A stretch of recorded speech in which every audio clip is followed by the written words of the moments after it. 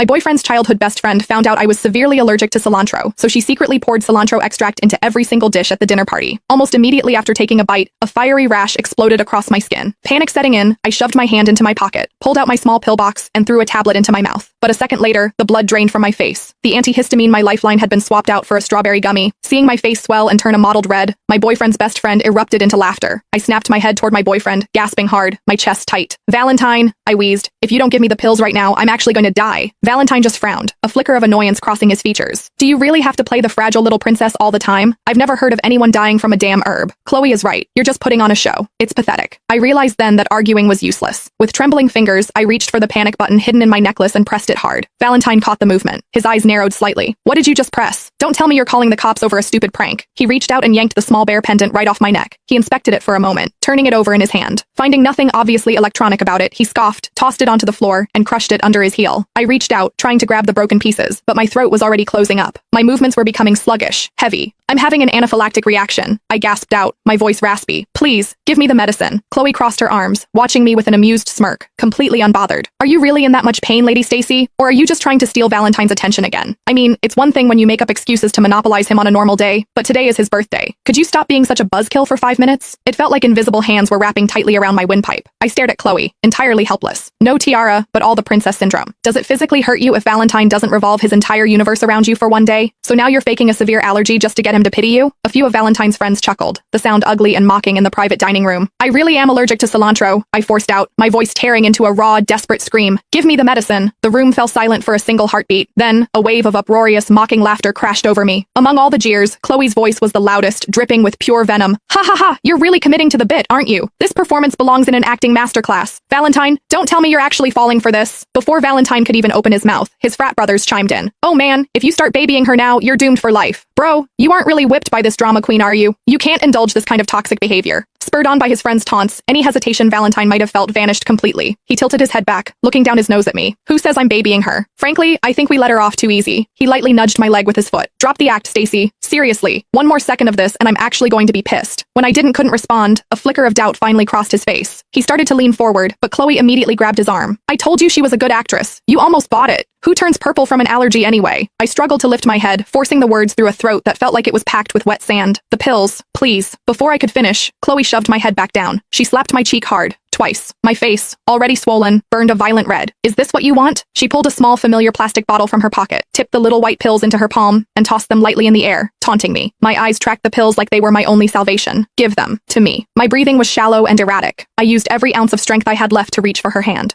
But just as my fingers grazed the plastic,